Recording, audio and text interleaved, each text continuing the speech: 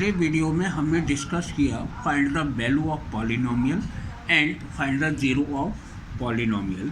थोड़ा सा हम आगे बढ़ते हैं और यहाँ पर जैसे पिछली क्लास में भी देखा हुआ कि कोई भी हमको सपोज पॉलिनोमियल गिवन है और डिवाइजर हमको दे दिया है यहाँ पर gx equal to x square minus 1 plus x, तो यहाँ पर find the quotient and remainder. तो यहाँ पर नॉर्मल एक चीज़ का ध्यान रखिएगा कि जो डिविडेंट है और डिवाइज़र है ये दोनों ही डिसेंडिंग ऑर्डर में रखना चाहिए। तो ये ऑलरेडी डिसेंडिंग ऑर्डर में रखा है, लेकिन ये हमारा डिसेंडिंग ऑर्डर नहीं है, तो मैंने इसको सबसे पहले डिसेंडिंग ऑर्डर में रखा है। तो डिवाइजर को यहाँ रख दिया। नॉर्मल एक्स स्क्वायर का डिवाइड सबसे फर्स्ट एक्स क्यू 6x³ से लगाएंगे। तो नॉर्मल देखा जाए तो इस तरीके से बच्चों को डिवाइड करना चाहिए। 6x³ का डिवाइड हम किससे कराएंगे? एक्स स्क्वायर से कराएंगे। तो ये डिवाइड में पावर सब्ट्रैक्ट हो जाएंगे तो 6x आएगा, 6x लिख लिया जाएगा। 6x का मल्टीप्लाई इन सभी टर्म से करा देंगे। तो यहाँ कराएंगे तो ये 6x³ आ जाएगा, ये 6x² आ जाएगा और माइनस का 6x आ जाएगा। एक चीज़ ध्यान रखिएगा, लाइक टर्म्स को हमेशा लाइक टर्म्स के नीचे रखती है। यहाँ पर इसको सिंप्लीफाई करेंगे, सब्ट्रैक्ट कराएंगे तो साइन चेंज कर दिए। जैसे ये प्लस का है माइनस का हो गया, प्लस है माइनस हो गया, माइनस है तो ये प्लस हो गया। यहाँ पर 11 में से 6 को लेस कराएंगे तो प्लस के 5x² आएगा। सेम ऐसे ही आ जाएगा और ये लास्ट का जो टर्म्स बचता है इसको भी हमने नीचे ले लिया। अब नेक्स्ट हमारा 5x², सबसे बड़ी पावर कितना है? 5x²। तो यहाँ पर इसी जैसे छोटे बच्चे करते हैं ना, 5x² में x² का डिवाइड लगाइए तो कितना आएगा? प्लस के 5। तो ये मैंने प्लस का 5 रख दिया। इस 5 का मल्टीप्लाई इन सभी टर्म से कराएंगे तो यहाँ कराएंगे तो 5x² आ जाएगा, प्लस के 5x आ जाएगा और माइनस का 5। साइन चेंज करती हैं, जो प्लस है वो माइनस में हो जाएगा, माइनस है वो प्लस में हो जाएगा। तो यहाँ जैसे देखो ये प्लस है, ये माइनस कर दिया, प्लस है माइनस कर दिया, माइनस ये प्लस हो जाएगा। लास्ट में आगे ये हमारा रिमाइंडर निकल के आ गया। रिमाइंडर माइनस के 38x माइनस 60। अब प्रॉब्लम है कि बच्चे ये कहते हैं कि क्या इसको आगे भी डिवाइड करेंगे? हो सकता है बच्चे x² का इसमें डिवाइड करें। तो यहाँ थोड़ा सा मैं समझाने की कोशिश करूँगा कि यहाँ सपोज ये हमारा, जैसे सपोज ये हमारा 3 डिग्री है। कितनी डिग्री है? ये 3 डिग्री है और डिवाइजर हमारा 2 डिग्री है। तो जो रिमाइंडर है इससे हमेशा लेस डिग्री आएगी, यानी रिमाइंडर की जो डिग्री आएगी वो या तो 0 होगा या 2 से लेस होगा। यानी 0 हो सकता है, 1 हो सकता है, लेकिन बट 2 नहीं होगा। और ये ध्यान रखना कि जैसे ही डिवाइजर की डिग्री, ये डिवाइजर की डिग्री रिमाइंडर की डिग्री डिवाइजर की डिग्री से अगर लेस आती है तो आप वहीं पर अपना डिवीजन प्रोसेस को छोड़िएगा। तो यहाँ पर देखा जाए तो इसको कोशिएंट बोलते हैं। ये हमारा कोशिएंट आ गया और ये हमारा रिमाइंडर आ गया। अब यहाँ पर क्वेश्चन बनता है, ध्यान देना कि ऐसे नॉर्मल कहेंगे कि ये जो हमारा डिविडेंड है इसमें what must be added and what must be subtracted. दो क्वेश्चन बनती है कि इसमें हम कितना ऐड करा दें या इसमें हम कितना माइनस करा दें, कि ये जो डिवाइजर है इस जो रिजल्टेंट पॉलिनोमियल जो निकल के आएगा इसको कम्प्लीटली डिवाइड कर दे। तो यहाँ पर मैंने एक थोड़ा सा नोट करके दिया है कि करना क्या है। जैसे ये देखा जाए तो मस्ट बी सब्ट्रैक्टेड, अगर मस्ट बी सब्ट्रैक्टेड आया है तो जो रिमाइंडर निकल के आया है उसको जो डिविडेंड है उसमें से माइनस करिएगा। तो इस तरह से एक तो आंसर ये हो जाएगा। और दूसरा पूछते हैं ना कि रिजल्टिंग पॉलिनोमियल क्या होगा, तो जो डिविडेंड है उसमें से रिमाइंडर को माइनस कर दे। मस्ट बी एडेड के लिए जो रिमाइंडर आया है, ध्यान देना, मस्ट बी एडेड के लिए यही सेम प्रोसेस करना है। और जो हमारा रिमाइंडर निकल के आया है, सपोज हमारा रिमाइंडर आया है तो मस्ट बी एडेड के लिए, मस्ट बी एडेड के लिए माइनस साइन अपनी तरफ से लगाइए और जो भी रिमाइंडर है उसको लिखिएगा माइनस 38x माइनस 60 और साइन चेंज हो जाएंगे तो 38x प्लस 60 हो जाएगा ये। तो यहाँ पर ये रिजल्टिंग पॉलिनोमियल हो जाएगा हमारा डिविडेंड प्लस माइनस रिमाइंडर। यहाँ पर बच्चों को होमवर्क में मैंने दिया है कि अगर इस टाइप का कोई क्वेश्चन बनता है तो यहाँ पर क्या है कि ये डिविडेंड यानी px हमारा कोई पॉलिनोमियल है और इज डिवाइडेड बाई x+2। तो वो ये कह रहे हैं कि इसमें से कितना सब्ट्रैक्ट करा दे तो रिजल्टिंग पॉलिनोमियल हमारा x+2 से कम्प्लीटली डिवाइड हो जाए। तो इसका नॉर्मल आपको इसका इससे डिवाइड लगाना है, और जो हमारा रिमाइंडर निकल के आया है वो हमारा मस्ट भी सब्ट्रैक्टेड हो जाएगा, और फिर ये वाला प्रोसेस आप अप्लाई करिएगा पी एक्स माइनस रिमाइंडर, तो वो हमारा रिजल्टिंग पॉलिनोमियल निकल के जो आएगा वो हमारा x+2 से कम्प्लीटली डिवाइड होगा। बिल्कुल सेम ऐसे ही करना है। यहाँ पर मस्ट बी एडेड के लिए जो रिमाइंडर निकल के आया है उसके आगे नेगेटिव साइन लगा देना है, और रिजल्टिंग पॉलिनोमियल के लिए आप फॉर्मूला ये बना सकते हैं कि जो डिविडेंड है तुम्हारे पास यही डिविडेंड रहेगा, प्लस और माइनस रिमाइंडर अप्लाई कर देंगे। इसके बाद आज हम डिस्कस करेंगे remainder theorem and factor theorem. Remainder theorem और फैक्टर थ्योरम। एक्चुअल में रिमाइंडर थ्योरम क्या है, यहाँ मैंने थोड़ा सा इससे समझाने की कोशिश की है। अगर देखा जाए तो डिविडेंड की प्लेस पर हमने कोई पॉलिनोमियल पी एक्स लिया है, डिवाइजर हमारा x माइनस ए है, और रिमाइंडर हमारा पी आ गया। अगर इसको ध्यान से देखें तो यहाँ से हमने x की वैल्यू को फाइंड किया, तो x minus a equal to 0 और x इक्वल टू ए। तो यहाँ जो डिविडेंड है इसमें x के प्लेस पे a को पुट कराएं तो रिमाइंडर हमारा पी ए आ जाएगा। अगर इसी पूरे सिस्टम को देखा जाए तो हम ऐसे कहेंगे कि p x is divided by x minus a, then remainder equal to p a. ये हमारी नॉर्मल लैंग्वेज हो गई। अगर बुक लैंग्वेज की बात करेंगे तो let p x is a polynomial of degree greater than और इक्वल टू 1, यानी हमारी इसकी जो डिग्री है 1 और 1 से ग्रेटर होना चाहिए बाई द लीनियर पॉलिनोमियल। और इसको डिवाइड किससे किया जाएगा, जो हमारा लीनियर पॉलिनोमियल होना चाहिए, तभी हमारा रिमाइंडर थ्योरम इसमें अप्लाई होगा, ध्यान देना। देन रिमाइंडर हमारा हो जाएगा इस पी ए। मैं अपनी तरफ से एक एग्जांपल ले रहा हूँ। सपोज x माइनस ए का डिवाइड हमने कोई भी ये 2x² प्लस के 3x माइनस 5 इस पॉलिनोमियल से कराएंगे, तो एक तो प्रोसेस ये है कि भाई इसका इससे डिवाइड करिए तो रिमाइंडर निकाल के आइए। तो लेकिन यहाँ रिमाइंडर थ्योरम से अगर अप्लाई करेंगे तो ये जो डिवाइजर है इसे इक्वल टू 0 करो और यहाँ से x की वैल्यू a आ जाएगी। तो वही हमें जहाँ x दिखाई दे रहा है ना उसके प्लेस पे a लिखते चले जाओ, तो 2aq प्लस 3a माइनस 5 ये हमारा रिमाइंडर निकल के आएगा। अगर लॉन्ग प्रोसेस से इसको लॉन्ग डिवीजन प्रोसेस से अगर डिवाइड करेंगे तो इसका रिमाइंडर ये निकल के आएगा, लेकिन रिमाइंडर थ्योरम से हम इसको बहुत जल्दी से कर सकते हैं। इसके बाद आती है फैक्टर थ्योरम। फैक्टर थ्योरम को भी हमने ऐसे ही एक्सप्लेन किया है, लेकिन यहाँ पर एक कंडीशन अप्लाई होती है, और ये चीज़ ध्यान रखिएगा, चाहे रिमाइंडर थ्योरम हो चाहे फैक्टर थ्योरम हो, इन दोनों थ्योरम को जब भी अप्लाई करेंगे कि ये जो डिवाइजर है वो लीनियर पॉलिनोमियल होना चाहिए।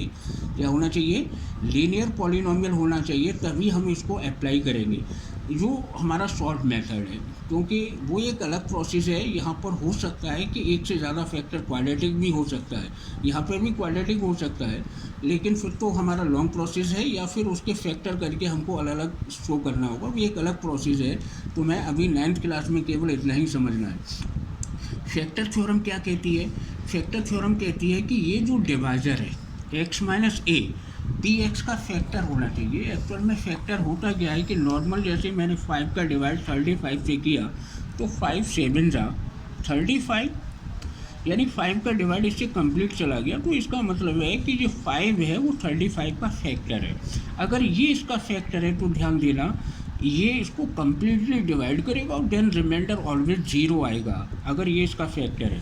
तो यहाँ पर कह रहे हैं यही रिमाइंडर थ्योरम से देखते हैं कि भाई x माइनस ए का इससे डिवाइड किया देन रिमाइंडर। तो यहाँ फैक्टर थ्योरम कहती है अगर ये इसका फैक्टर है तो रिमाइंडर जो कुछ होगा वो इक्वल टू 0 आएगा, ये ध्यान रखना। तो यहाँ पर इन्होंने कहा है if x minus a is a factor of p x then remainder p a equal to 0। यहाँ पर मैंने एक एग्जाम्पल लिया है, एग्जाम्पल को ध्यान से समझना। Find the remainder when p x equal to this, ये जो हमारा पॉलिनोमियल है is divided by x minus 1, यानी डिवाइडेड किससे किया जा रहा है x माइनस 1। ये हमारा लीनियर पॉलिनोमियल है। अगर हम इसको रिमाइंडर थ्योरम से करते हैं, वैसे तो नॉर्मल हम क्या करेंगे भाई डिवीजन प्रोसेस लगा दें, x माइनस ए का इससे भाई डिवाइड करिए और एट लास्ट हम करते जाइए एक लंबा प्रोसेस आएगा। लेकिन जब हमें मालूम है कि ये हमारा लीनियर पॉलिनोमियल है तो सीधे हम रिमाइंडर थ्योरम में अप्लाई क्यों नहीं करते।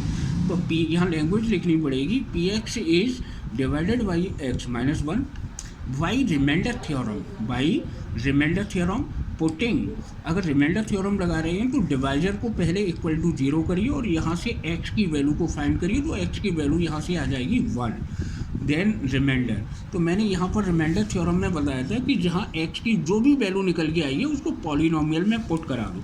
तो यहाँ px, अब पी एक्स के प्लेस पे 1 रख दिया और पी एक्स हमारा इसके इक्वल है, तो यहाँ तो जहाँ पे भी हमें x दिखाई दे रहा है उन सब के प्लेस पे 1 1 लिख के इसे सॉल्व कर दिया। तो p1 equal to 2, p1 equal to 2 देखा जाए तो ये एक्चुअल में हमारा रिमाइंडर निकल के आया है। ये क्या है? रिमाइंडर। अगर हम लॉन्ग प्रोसेस से करेंगे x-1 का इससे डिवाइड करते जाए इस तरीके से, तो हमारा रिमाइंडर एट लास्ट कितना निकलेगा? ये 2 निकलेगा। लेकिन ये रिमाइंडर थ्योरम से बड़ा ईजी हो जाता है। इसके बाद आगे मैंने कुछ और एग्जाम्पल लिए हैं, ध्यान से समझना। ये क्वेश्चन अगर देखा जाए कि फैक्टर थ्योरम का है, क्योंकि यहाँ स्पेशली कह दिया है कि find the value of k। ध्यान से समझना, if x-1 is a factor of px, यहाँ कह दिया है फैक्टर थ्योरम जब भी हम अप्लाई करेंगे जब हमारा डिवाइजर जो है वो गिवन पॉलिनोमियल का फैक्टर होगा। तो if x-1 is a factor of px, तो यहाँ पर हमने लिखा कि x-1 is a factor of px, factor आ गया तो पुटिंग x-1 जो भी फैक्टर है उसे इक्वल टू 0, वही सेम प्रोसेस करते हैं जो रिमाइंडर थ्योरम में कर रहे थे, x इक्वल टू 1। तो यहाँ पर मुझको लिखना चाहिए by factor theorem, by factor theorem. यहाँ पर फैक्टर थ्योरम अप्लाई इसलिए कर रही है क्योंकि फैक्टर थ्योरम ये कह दिया कि अगर ये इसका फैक्टर है तो remainder, so remainder equal to 0। Remainder कैसे निकालते हैं कि जो x की वैल्यू हमको मिली है ना उसे पॉलिनोमियल में पुट करा दो। तो जो हमारा p1 का मतलब है x के प्लेस में हमने 1 रख दिया, तो ये हमारा px है। तो यहाँ x यहाँ पे भी हमको दिखाई देगा, उन सब की प्लेस पर मैंने 1 1 लिख के इसको सॉल्व कर लिया। एट लास्ट हमारा k इक्वल टू -3 आ जाएगा। यहाँ पर क्या हो रहा है? Find the remainder. अब यहाँ स्पेशली का है, ध्यान देना, अगर स्पेशली नहीं का है तो आप रिमाइंडर थ्योरम से लगाइए, नहीं तो फिर अगर ये स्पेशली कह दिया, अब यहाँ पर इन्होंने स्पेशली कह दिया है कि इसका इसमें डिवाइड करिए और रिमाइंडर फाइंड करिए, तो यहाँ आपको लॉन्ग डिवीजन प्रोसेस अप्लाई करना पड़ेगा जैसे मैंने अभी बताया था। तो ये आराम से इसका लॉन्ग डिवीजन प्रोसेस भी हम अप्लाई कर सकते हैं। यहाँ पर मैंने नेक्स्ट एग्जाम्पल लिया है कि if x-2 is a factor of px, यहीं से समझने की कोशिश करेंगे कि ये x-2 ये फैक्टर है, तो समझ लेना इसमें फैक्टर थ्योरम अप्लाई होगी। अगर फैक्टर थ्योरम अप्लाई होगी तो देन रिमाइंडर इक्वल टू हमें 0 लिखना है। ये काम, ये प्रोसेस तो हमें करना ही है। तो यहाँ थोड़ा सा लैंग्वेज सेट करिएगा, बार बार लिखिएगा x-2 is a factor of px, putting x-2 equal to 0, then x equal to कितना आ जाएगा यहाँ से 2 by factor theorem, not remainder theorem, क्योंकि यहाँ ऑलरेडी ये फैक्टर कह दिया गया है, ध्यान देना। तो यहाँ रिमाइंडर p2 इक्वल टू 0, तो ये p2 का मतलब होता है कि x के प्लेस पर जो हमारा पॉलिनोमियल है जहाँ x हमको दिखाई देगा, ओनली x के प्लेस पे हमको 2 लिख देना है। तो सभी प्लेस पे 2 लिख दिया और यहाँ से a की वैल्यू फाइंड हो जाएगी, तो a इक्वल टू हो जाएगा -2/7। यहाँ पर मैंने NCERT एग्जाम्पल एक्सरसाइज 2.3 कि क्वेश्चन को एक्चुअल में सॉल्व किया है। यहाँ पर मैं एक और जानकारी देना चाहूँगा, शायद मुझे ऐसा लगा कि हमारा जो डिवाइजर है वो लीनियर पॉलिनोमियल है, तो बेटर होगा कि आप रिमाइंडर थ्योरम को अप्लाई करिए। तो वैसे बच्चे क्या करेंगे कि यहाँ पर इसको इसमें डिवाइड लगाएंगे, लॉन्ग प्रोसेस से भी आप रिमाइंडर फाइंड कर सकती है, लेकिन मैंने लॉन्ग डिवीजन प्रोसेस इसमें अप्लाई नहीं किया है, मैंने इसमें रिमाइंडर थ्योरम अप्लाई किया। आप देख सकते हैं ये रिमाइंडर थ्योरम से एक्सरसाइज 2.3 जो NCERT की है इसको मैंने सॉल्व करके यहाँ दिखाया है, और इसमें रिमाइंडर थ्योरम से इनके रिमाइंडर को फाइंड किया है, और यहाँ पर ये कर सकते हैं। इसके बाद देखें नेक्स्ट हमारे ये सब सॉल्यूशन है, ये NCERT की ही है, और इस तरीके से ये सब टोटल क्वेश्चन आपको NCERT तक मिल जाएंगे, और NCERT का ये सॉल्यूशन मैंने दे दिया है। इसके बाद आगे नेक्स्ट देखें,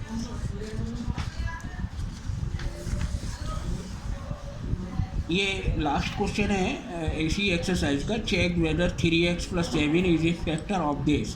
तो यहाँ ध्यान देना, हमें ये चेक करना है कि ये इसका फैक्टर है। भाई ये इसका फैक्टर है तो ये डिवाइज़र हो गया। अब डिवाइज़र हो गया तो यहाँ से हम x की वैल्यू को पुट कराएं और हम नॉर्मल रिमाइंडर थ्योरम को अप्लाई करें। अगर हमारा फाइनली रिमाइंडर अगर हमारा जीरो आता है, ध्यान देना, रिमाइंडर अगर हमारा जीरो आता है तो ये इसका फैक्टर है। लेकिन हो क्या रहा है कि p -7/3, इट मीन्स ये रिमाइंडर है और रिमाइंडर हमारा ये निकल के आया है नॉट जीरो, तो ये रिमाइंडर जीरो ही नहीं है। जब हमारा रिमाइंडर जीरो नहीं है तो मैंने लिखा है यहाँ पर since reminder is not zero therefore 3x + 7 is not a factor of this.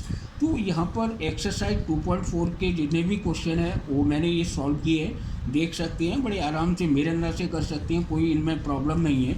और नेक्स्ट देखें, ये वही नेक्स्ट एक्सरसाइज है और ये लास्ट तक इनको सॉल्व कर लेंगे, कोई प्रॉब्लम नहीं आएगी। बड़े आराम से इनको बताना है कि ये फैक्टर है या नहीं है। तो अपना वही रिमाइंडर यहाँ पर देखा जाए कि यहाँ पर भी रिमाइंडर हमारा जीरो नहीं आया है तो ये नॉट ए फैक्टर हो रहा है। यहाँ पर भी रिमाइंडर जीरो नहीं आया, यहाँ पर भी रिमाइंडर जीरो नहीं आया, तो ये नॉट ए फैक्टर हो रही है। नेक्स्ट देखेंगे, नेक्स्ट ये क्वेश्चन नंबर 2 है और यहाँ पर क्या हो रहा है देखिए ध्यान से, यहाँ पर पुटिंग x + 1 = 0 और x = 1, लास्ट फाइनल में p - 1 दैट इज रिमाइंडर और रिमाइंडर हमारा जीरो आ गया। सो x + 1 ये इसका फैक्टर हो जाएगा। अगर रिमाइंडर जीरो आता है तो ये इसका फैक्टर है। यहाँ पे भी देखिए रिमाइंडर जीरो नहीं आया तो ये इसका फैक्टर नहीं है। यहाँ पे p3 = 0 आ गया, इट मीन्स रिमाइंडर = 0 आ गया। सो x - 3 इज ए फैक्टर हो जाएगा। आगे देखिए, यहाँ पर क्वेश्चन है एक्चुअल में कि ये वही क्वेश्चन है कि x - 1 is a factor of px। अगर ये इसका फैक्टर है देन रिमाइंडर = 0 अप्लाई करेंगे, बाई फैक्टर थ्योरम में अप्लाई कर देंगे तो ये k की वैल्यू फाइंड हो जाएगी। यहाँ से भी हम k की वैल्यू वही, अगर ये इसके फैक्टर है, यहाँ ऑलरेडी कह दिया गया है कि x - 1 गिवन पॉलिनोमियल के फैक्टर है, find the value of k। तो ये मैंने इस तरीके से इनको क्वेश्चनों को सॉल्व किया है, देख सकते हैं, कोई प्रॉब्लम नहीं है इनमें। इसके बाद क्वेश्चन आते हैं फैक्टराइजेशन। ध्यान देना, मैंने अपने पिछले वीडियो में स्प्लिटिंग मेथड से एक शॉर्टकट मेथड भी बताया था और यहाँ पर ये स्प्लिटिंग मेथड यानी हमारे 3 टर्म्स वाले हैं, इनके फैक्टर आप कर सकते हैं, यानी क्वाड्रेटिक पॉलिनोमियल के नाम से मेरा वीडियो भी है, उसमें मैंने इनको एक्चुअल में शॉर्ट मेथड से बताया था। तो 9th वाले बच्चों को मैं एडवाइस दूंगा कि वो अपना लॉन्ग मेथड ही अप्लाई करें, शॉर्टकट को केवल अपना एक समझने के लिए करिए, 10th में वो बहुत अच्छा काम देगा। तो यहाँ पर ये करना क्या होता है कि 12 का मल्टीप्लाई एक बार फिर मैं बता दूँ, लास्ट नंबर से कराती है, 12 × 12, 12 के ऐसे 2 नंबर लेके आइए, इनका मल्टीप्लाई करने से 12 आए और ये प्लस कराने से माइनस का 7, तो 4 × 3 = 12 होता है। वहाँ पर मैंने वीडियो में भी क्लियर कर दिया है कि -4 और -3 को प्लस कराएंगे तो माइनस का 7 आ जाएगा। यहाँ पर मैं अपनी तरफ से एक एडवाइस देना चाहूँगा बच्चों को कि ये जो मिडिल टर्म है इसको ब्रेक करते हैं, -7x को -4x -3x में लिखिए, ब्रैकेट मत लगाइए यहाँ पर, और ये 1 2 3 4 टर्म्स हो जाएंगे। फर्स्ट 2 टर्म्स का ये पेयर बनाइए और लास्ट के 2 टर्म्स का ये पेयर बनाइए। इनमें से नॉर्मल 4x हमें कॉमन मिल रहा है। यहाँ पर आके बच्चा 100% मिस्टेक करता है, वो मैं एडवाइस दूंगा यहाँ पर विशेषकर कि यहाँ लास्ट के जो 2 टर्म्स बचते हैं उसमें जो फर्स्ट टर्म का साइन जो कुछ है उसे आप अप्लाई करिए। अगर बाय द वे यहाँ नेगेटिव साइन है तो समझ लेना अंदर के साइन चेंज होंगे, अगर प्लस का साइन है तो कोई आपका साइन चेंज नहीं होगा। तो यहाँ कुछ भी कॉमन नहीं आ रहा, देन 1 कॉमन आ रहा है तो 1 कॉमन लेने से अंदर की साइन भी चेंज हो गई, तो 3x - 1, ये 3x - 1 और 3x - 1 ये सेम कॉमन आ गया। तो इस तरीके से आप फैक्टर ये मेरे अंदर से कर सकती है, चाहो तो वीडियो भी देख सकते हैं। ये स्प्लिटिंग मेथड इसमें अप्लाई किया गया है, अब लॉन्ग मेथड से इनको करिएगा। इसके बाद बड़ा इम्पोर्टेंट क्वेश्चन आता है, ध्यान देना, ये हमारा क्वेश्चन है क्यूबिक पॉलिनोमियल। इसके अगर हमको फैक्टराइज करने होती है क्यूबिक पॉलिनोमियल के, तो इसके लिए सबसे फर्स्ट हमें 1 फैक्टर अपनी तरफ से फाइंड करना होता है। एक्चुअल में वो 1 फैक्टर कैसे निकलेगा कि हम अपनी तरफ से कोई सा 1, जैसे x = 1 2 3 4, तो इस तरीके से एक लॉन्ग प्रोसेस हो जाएगा। इसकी ट्रिक मैं बता रहा हूँ कि यहाँ पे लास्ट में कितना लिखा है, 20 लिखा है, तो आप ऐसे देखिए कि इस 20 को डिवाइड करने वाले नंबर बताइए क्या क्या है। तो 1 से डिवाइड होगा 20, 2 से होगा, 3 से नहीं होगा, 4 से हो जाएगा, 5 से हो जाएगा, 6 7 8 9 10, लास्ट 10 होगा देन 20 होगा। इन सब के आगे प्लस माइनस का साइन लगा दें और डेफिनेट ये 1 2 यहीं तक काम हो जाता है, इतना तो मैं लंबा बता रहा हूँ। तो यहाँ पर क्या करेंगे, x इक्वल टू +1, तो नॉर्मल बात है भाई, ये सभी टर्म्स प्लस के हैं तो यहाँ x प्लस वाले नंबर को आप बढ़ा दीजिए, प्लस वाले से ये कभी भी 0 नहीं होगा। हमें एक ऐसी x की वैल्यू निकालनी है जिससे ये रिमाइंडर इसका 0 आ जाए। तो यहाँ पर x इक्वल टू -4 कराइए तो देखिए हमारे फर्स्ट चांस में ही मिल गया, -1 से ये हमारा